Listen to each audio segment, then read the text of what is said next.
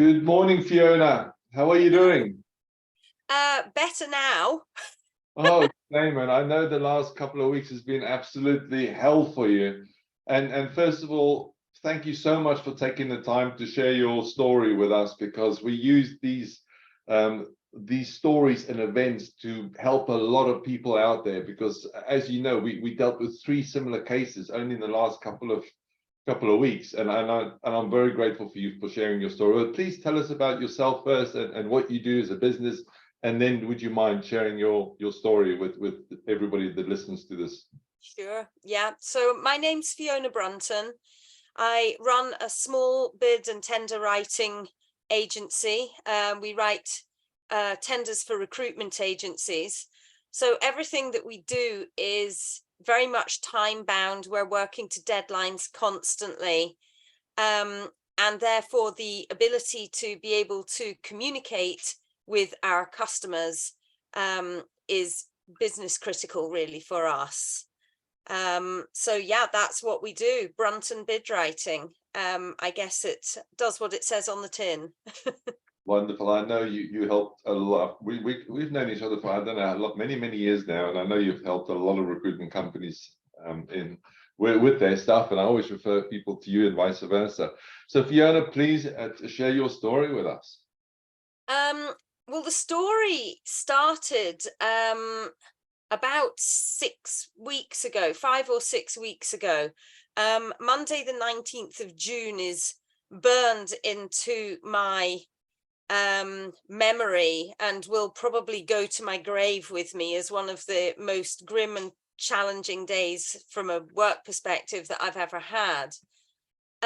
So it started with getting a deluge of spam emails, which I always get a few because my email address is on my website. So it's bound to have been scraped a few times and sold to here, there, and everywhere. So I always get a few, but this was 2,000 to 3,000 that came through in an afternoon. And so I immediately contacted Francis, who provides my cybersecurity, and went, help, what's going on here? And I had an appointment the next day made so that we could look at my email settings and my spam settings and the service that I now have to reduce spam coming through. But that was the first pointer that I was potentially under attack. Now, I would like to just say that I am a tiny micro business. There's just me with 4 subcontractors. So I never really viewed myself as being in the firing line for these guys. I thought, I'm too small. Nobody's going to be that interested. And when I tell you my story, you'll see that that's actually not the case. In fact, I'm probably the absolute perfect target for these guys. So the next thing that happens is that I get a text from EE, who is my mobile phone provider, saying that they have received a request to port my mobile phone number onto a new SIM card within my account. And if that wasn't me, could I let them know? And apparently EE take 24 hours to port a number to allow you to have the opportunity to go back to them and say, no, this isn't me. So I went back immediately and I said, this is fraudulent. This is not me. Do not port the number. And they said, not a problem. That's absolutely fine. We've registered that on your account and the number will not be ported. But I was so unsettled by this spam and then this text from EE. I really felt vulnerable and I felt very much under attack. So that evening, I went on to my business and personal banking and credit cards, and I changed the passwords on everything. And that took me hours to do. I was trying to think of all the different accounts, everything from Amazon through to banking, through to credit cards, whatever, where I may have a vulnerability. And I changed everything. So then the next morning, having had zero sleep because I'm fretting about this, I ring EE again. And I say to them, I want to increase the security on my account. I've already changed the password on my account, but I need some other security other than you sending me a one-time PIN via text, because I'm feeling very unsettled about this. And they said, we can't give you any change in security. You've already changed your password. You should be fine. I said, I want to double check that this number is not being ported. They said, no, it's been stopped. That's absolutely fine. So I carry on with my business. And ironically, I had just come off a call with Security Everywhere to look at trying to deal with this spam issue when all hell breaks loose. I get another deluge of spam. And as I see this coming in, I see 3 emails consecutively from one of my credit card providers. And I think that's a bit odd. So I have a look and I see that it is 3 separate requests to do balance transfers to a value of 13,500 on this particular credit card. And at the time I had only got a credit limit of 10,000. Turns out the fraudster had contacted my credit card provider and increased my limit before then asking for balance transfers. So I immediately thought, oh my gosh, something is radically wrong. So what I did was I immediately went to my phone and I tried to access my personal and business bank accounts on the apps on my phone. And I couldn't get into the business or personal bank accounts. So I am now in flat panic. So I then think, how do I check what's going on? So I use my landline and I try to phone my mobile, and the mobile is ringing and it doesn't ring on my handset. So I know immediately the EE has ported my number. So I got my husband to then send me a text just to double check. Text never came through on my phone. So my phone is now dead, and the fraudster has my mobile phone number ringing and sending and receiving texts on their handset.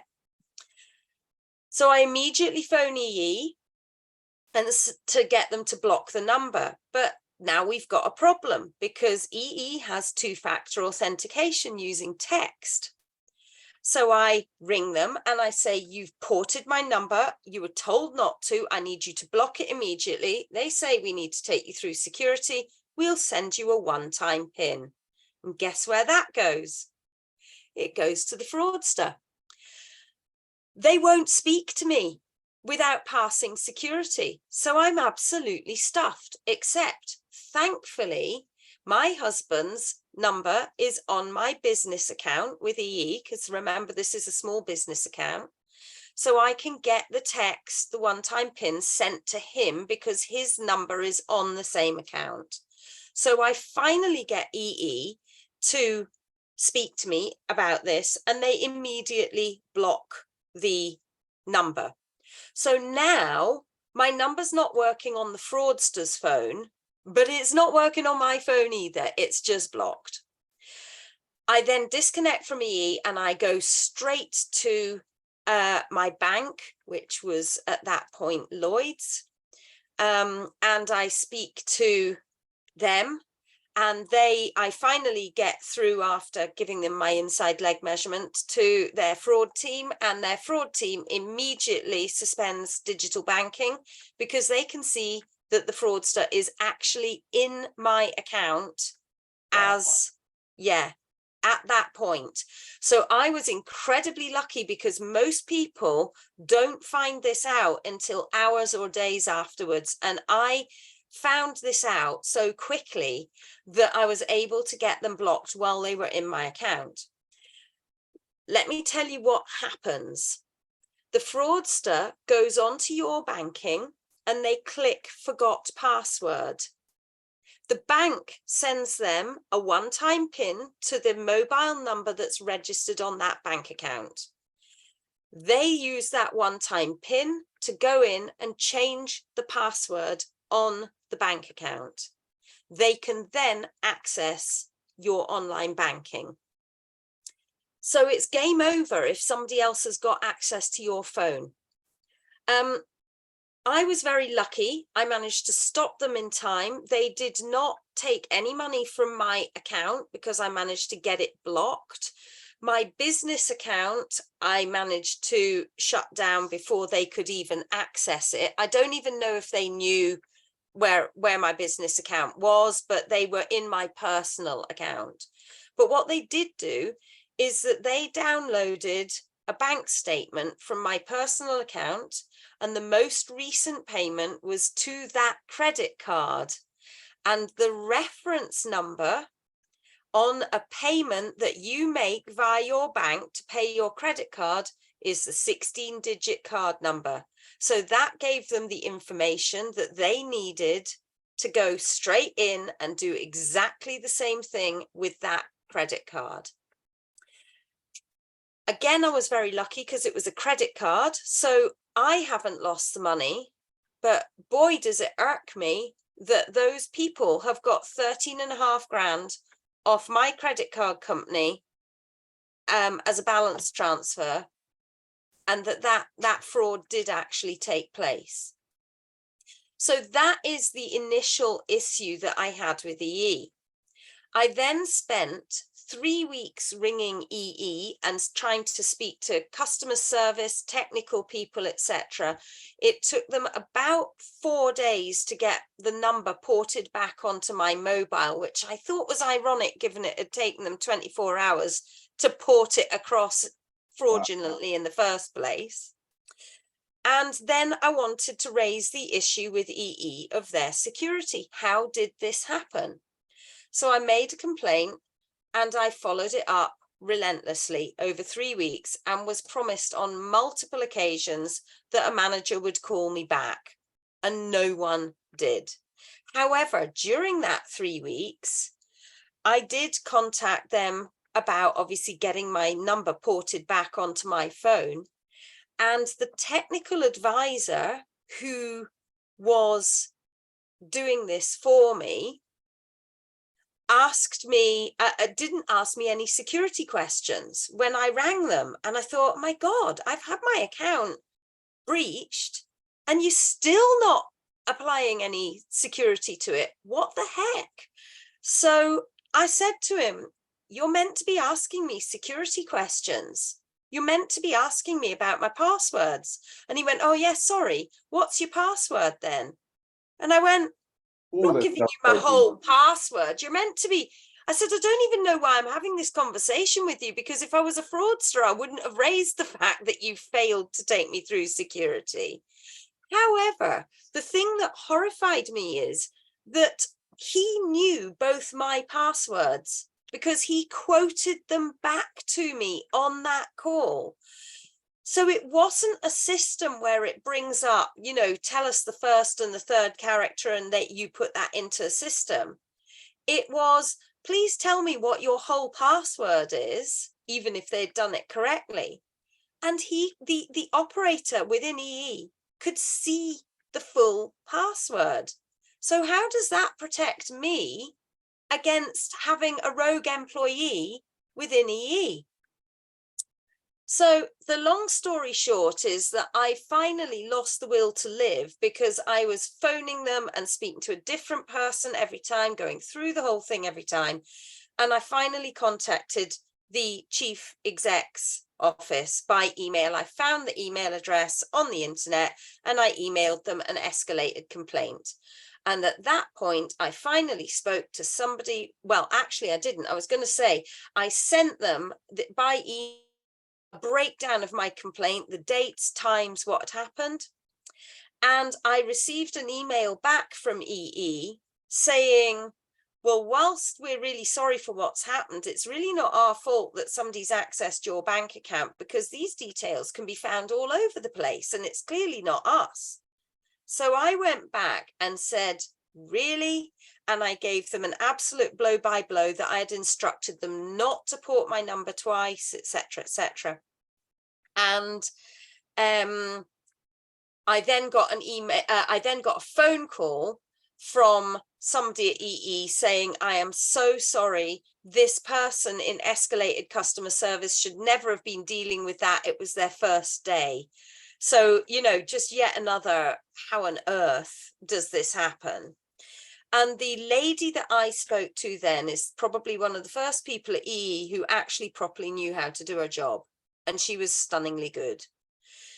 But basically, she went through everything. She released me from my remaining contract with EE so I could move the phones because I had no confidence in their security, and offered me compensation of a whole £150, which did make me smile, because I have lost days and days and days of my time, and also days and days of having no way for my customers to communicate with me because my phone is blocked or ported somewhere else or suspended or whatever it is. So that's my story. And if I just pray that people will learn from this and take precautions. Obviously, there's nothing else really that I could have done with EE, but what I could have done and have now done with the help of Francis's team is I've got a password software in place, which gives me different passwords for every single thing, every single app, etc. And there are so many things that I've done now to prevent this happening, you know, SIM protection and all of that. There's loads of stuff that you can do, but none of us know about it because none of us even know what SIM swap fraud is until it comes and bites you in the bum. And trust me, it hurts when it does. Fiona, thank you so much. I mean, and thank you for so much detail about the story and your willingness to share it, because I think a lot of people would listen to this and understand, like you said in the beginning, that this happens to a lot of small one-man band, 2, 5, 10-man band companies because they are easy targets. You know, and it was nice to hear that Lloyd's actually was so quick to respond. You know, they were brilliant. And I tell you the other thing, these banks know all sorts of information. They looked at my account and they instantly went, this has every scenario about fraud. They could tell that I normally would access my account from an iPhone, and they told me the person that had accessed my account was using a Motorola handset. Interesting. You know, there's lots and lots of stuff. But I tell you what else was interesting was that the police, where I rang 111 thinking, oh, you know, I'll just report it and they'll go, oh yeah, another of those. Interestingly, the police hadn't heard of SIM swap fraud. The woman that I spoke to on 111 said, I am speaking to people about frauds, telephone fraud all the time, but she hadn't heard of SIM swap. She took a load of details and they took it seriously enough to send a police officer to my office the same day, which I thought was miraculous. Wow. That's fascinating. So, you know, yeah. Anyway, there we go. That's my story. So, you know, obviously all the stuff with EE, and I know you wrote them a lot of different messages, which I personally saw and was part of.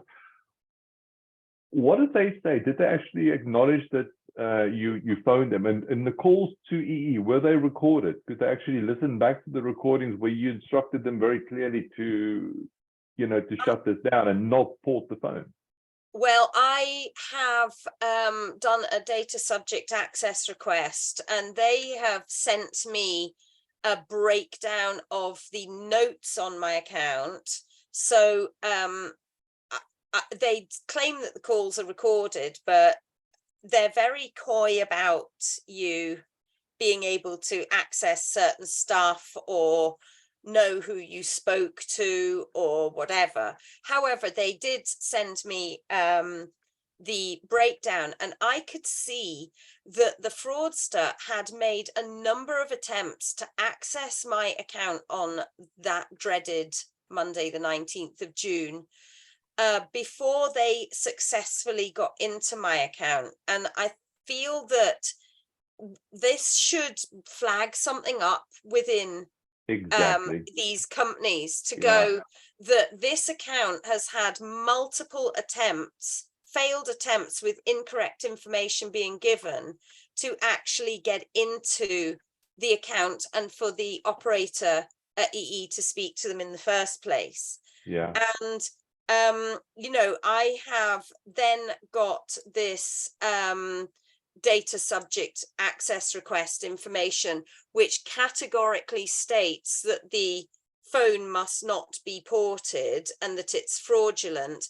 And ironically, it actually says in huge letters that this has been stopped. And it says on here that that extra vigilance on this account should be undertaken because of this attempt to get in. Yeah. And to port the number. And then when I spoke to them a second time, I felt like they were quite flippant about the security and, yeah, look, it's been done, don't worry about it. And then I can see, you know, obviously, I think actually what happened, because I was going through this morning, I think actually what happened is the fraudster contacted them again after the 24 hours had elapsed and said, oi, the number's not been ported. And they went, oh, whoops, sorry, there you go. Without reading Wow. the preceding notes saying extra vigilance, this is fraudulent, blah, blah, blah. So I think initially I thought that it was an internal employee because I couldn't understand how I'd spoken to two different people at EE who had failed to block this situation. And on reading the data subject access request, it appears that the fraudster rang again after that 24 hours had elapsed. Now, I've had a look at this because it gives you dates and times of everything. And the fraudster had access to my phone for just over an hour before the phone was blocked and my accounts were shut down. And in that time, they got their hands on 13.5 grand. If they'd had any more time, Lloyd's were absolutely amazed that they said we virtually never have conversations with people when the fraudster's actually in the account. Yeah. It's when they go into their account and sorry, someone just came into my office there. When someone sorry, I beg your pardon, it's put me all wrong. When somebody goes into the account, it's normally that the fraud team are contacted because the customer has gone into their bank account and gone, oh my God, the money's all missing. So that's it, job done, done deal. Yeah. It's really unusual, they were saying. That so speed is just so important.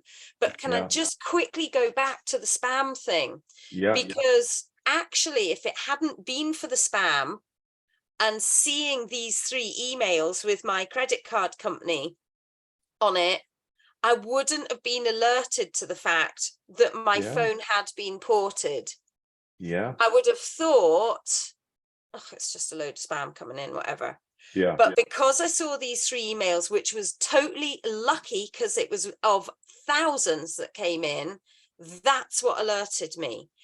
You don't know your phone's been ported. It's just not ringing. And if your phone rings 8 or 10 times a day and it doesn't ring for 2 or 3 hours and you're embedded doing something else, you don't notice, you wouldn't know. No. So And that's what it was that drew my attention. But the reason it turns out that they send these spam emails is to try and bury legitimate emails saying, hey, you've had a balance transfer, or hey, we're going to port your phone, or whatever it is, in amongst thousands of multilingual emails. So if you do see that, you know, that is a massive warning that something is afoot and it's not just annoying. yeah, that's a very good point you've made there, because they, like you said, they're burying the key messages that you would have picked up on, but you were lucky to actually have spotted it in the first place. The whole method of verification with text messaging, or the one-time password, do you agree with me? There's a massive flaw in that process, because that's once your SIM has been cloned, that's it, you've lost access to everything. And we dealt with a similar case with another young gent. He was sitting on he was standing on a train station a couple of Saturday evenings ago, and they grabbed his phone off him. So the phone was open. So in this case, they didn't even clone it. They physically took his phone off him and then did all of the same stuff that you mentioned within an hour. And they started phoning his mom and dad and sending WhatsApp messages to all his mates, asking for money. You know, the poor boy, he was in such a state.